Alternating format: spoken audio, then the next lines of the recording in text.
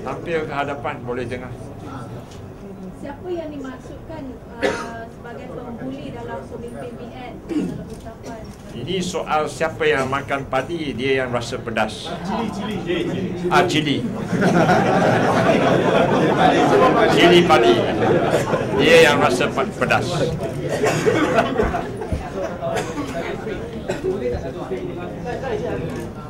MCA terhadap bajet 2012 30 juta untuk sekolah kebangsaan. Di sini nyatakan kepada sekolah menengah jenis kebangsaan. Apakah untuk menengah saja ataupun sekolah rendah dengan menengah? Tak, saya mengatakan untuk bajet akan datang, Yang Amat Berhormat Perdana Menteri selaku Menteri Kewangan akan memberi pertimbangan yang sewajarnya untuk memberi peruntukan yang lebih kepada sekolah jenis kebangsaan rendah dan sekolah menengah jenis sekolah menengah kebangsaan kedua-dua. Dan untuk rendah 30 juta tak cukup lah. Untuk 30 juta itu khas untuk menengah. Dan bukan hanya permintaan untuk sekolah, bahkan sebagai usaha untuk mengurangkan beban yang ditanggungkan oleh keluarga berpendapatan rendah, MCA berpendapat sampailah masa kerajaan menghulurkan bantuan kepada keluarga-keluarga yang dikatakan pendapatan kurang daripada 3,000, dan bantuan ini seharusnya dalam bentuk cash.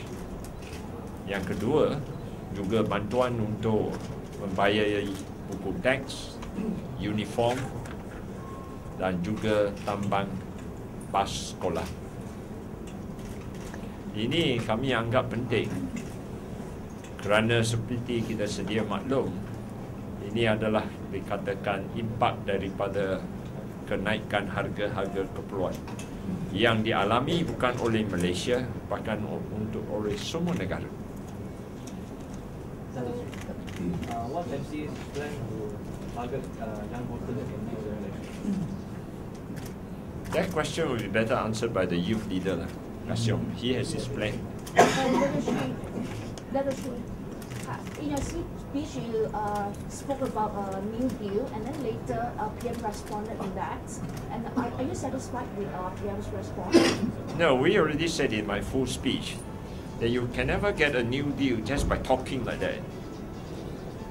We say that we really have to sit down and discuss how to convince the younger generation and all Malaysians that they have a stake in this country's development. That it is a government that takes care of all, inclusive, from education, employment, security, economic development, law and order, and also because of the rising cost of living. PM say that it is close with One Malaysia. Are you satisfied with that concept? No, the One Malaysia is a good concept that all of us subscribe. Now the question is what we call pengisian, giving meaning to Satu Malaysia.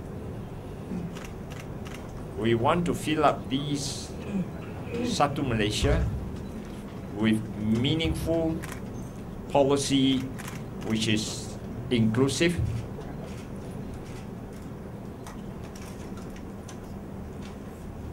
it does not mean that when we talk about the New Deal that we do not support the Satu Malaysia. The Satu Malaysia is also part of the New Deal. Sorry, so this New Deal, is it a manifesto or policy? Is there anything concrete or specifics that... The New Deal just now in my speech in Bahasa was all tabulated and it's all there. Because a lot of it is being done by the PM now with the recent reforms and... oh yes, that's the reason why I say that what the PM has done with the economic transformation program, the government transformation program, And recently, the political transformation program, the government is actually providing Malaysians with a new deal. And we say that, MCA says that this new deal should have the following element.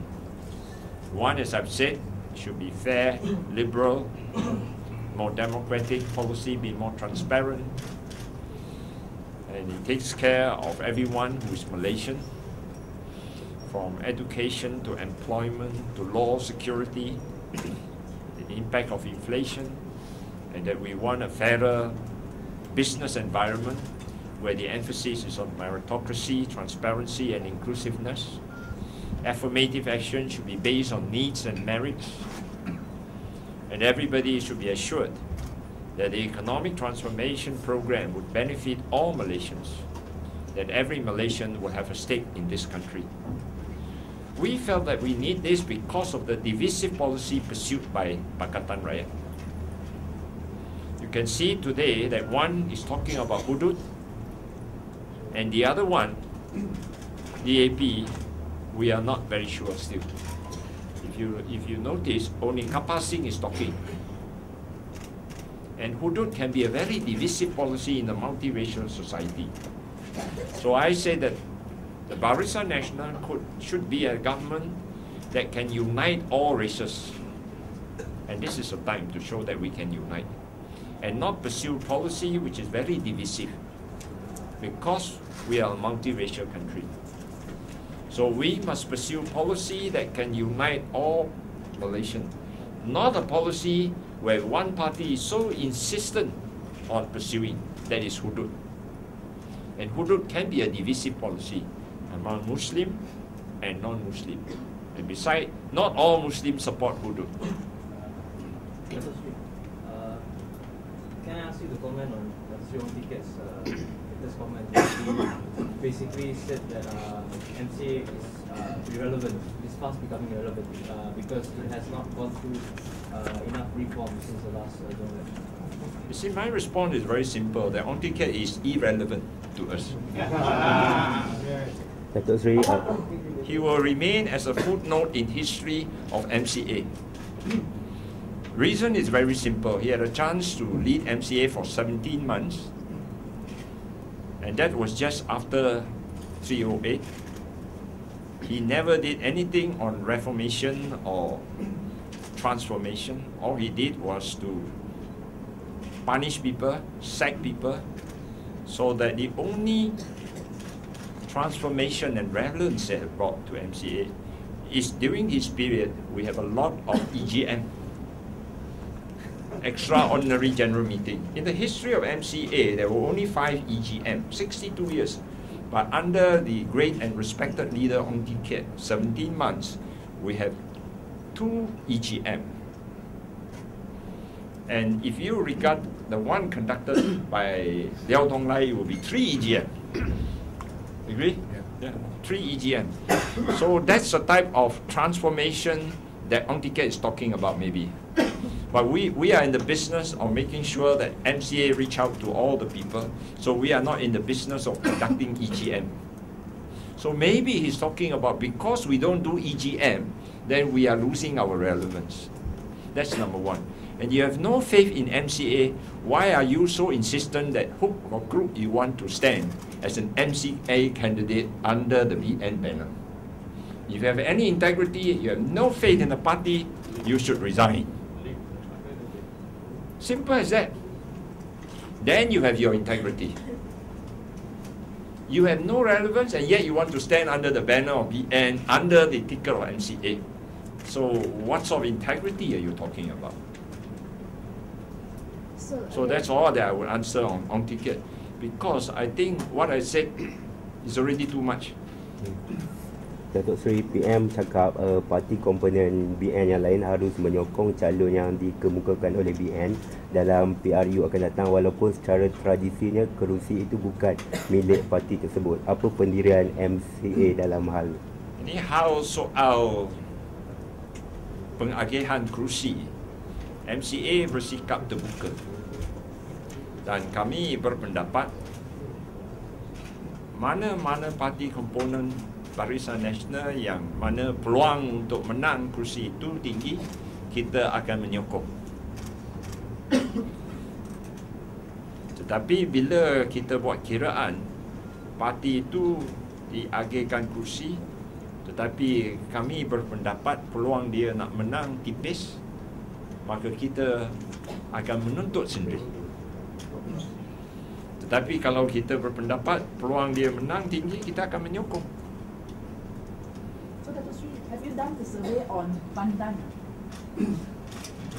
We have done survey, but survey are meant to be confidential and not shared with everybody. Then the survey has no meaning.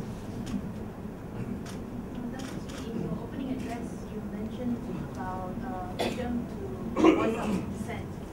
So you also mentioned that there should be a designated room in place for Yeah. protest. But PM also announced that although the Police Act will be reviewed, there will still be no strict penalties. Care to elaborate more on that? No, we felt that there should be more room for dissent, more space for dissent. And what PM has done is that he has done a very remarkable thing, is to remove ISA, and that media do not have to renew their license every year. And we felt that we should then consider more opening up more space, and that include designated place for demonstration, designated room. And as a political party, we felt that we should say it. And it's up to PM, because PM have to consider the national interest. And the government of the day must listen to the riot. And by having listened to the riot, the government of the day must also decide in the national interest whether it can be done or cannot be done.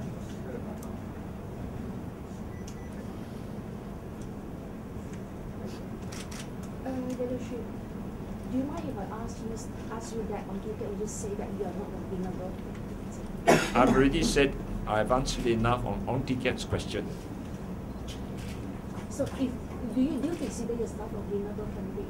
If you'll be Well, I consider myself a winnable candidate everywhere I go. Yeah, Dato' Sri, yesterday MCA Wanita did not put up resolution on being excluded in official posts. How do you see this? Well, I see that it is a good thing that democracy is alive and that we have a very robust, vibrant MCA where people can have different voices. At the end of the day, it's the majority that counts. So it is a good sign that democracy is alive and flourishing in MCA.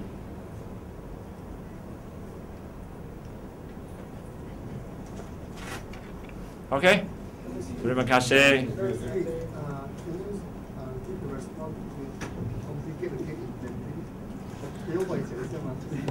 Not disturbing the riot under the party.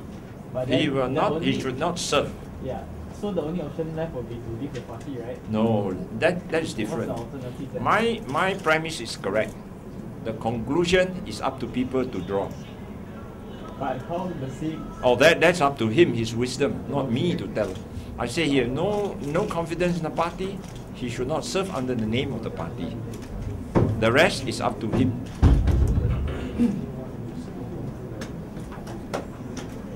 So I make a statement which forms the premise. How he draws a conclusion is up to him. Okay? Thank you. Terima kasih. Thank you.